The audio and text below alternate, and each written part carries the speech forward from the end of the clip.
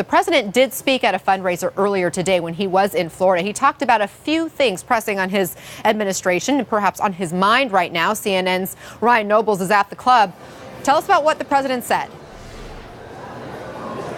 Yeah, Anna, the president not expected to speak here at the Gridiron Club dinner for about another hour and 45 minutes, but it's comments that he made at this fundraiser at his resort in Florida that is already starting to get quite a bit of attention. The president spoke on a number of different topics. This was a speech that was not given on the teleprompter, so it was the president to a certain extent riffing on some of his favorite topics. And he got on the topic of Chinese President Xi Jinping and the news that President Xi had successfully earned the right to run for re-election again and basically suspended the term limits that were in place for the Chinese leader. And the president spoke kindly of that and suggested that it was a good idea that President Xi made that move. Take a listen to this audio obtained by CNN from that fundraiser.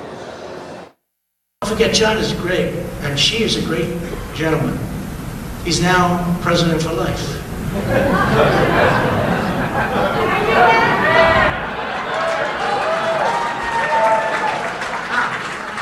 President for life. No, he's great. Hey, look, he was able to do that. I think it's great.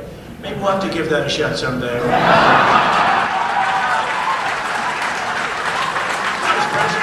He's the most powerful president in 100 years, person in the 100 years in China. It's great. And he treated us tremendously well when I went over there. Of course, the president has spoke glowingly about President Xi in the past. They've had a very good relationship in the early days of the Trump administration. And this despite the fact that during the campaign, the president was very critical of China, in particular their trade practices.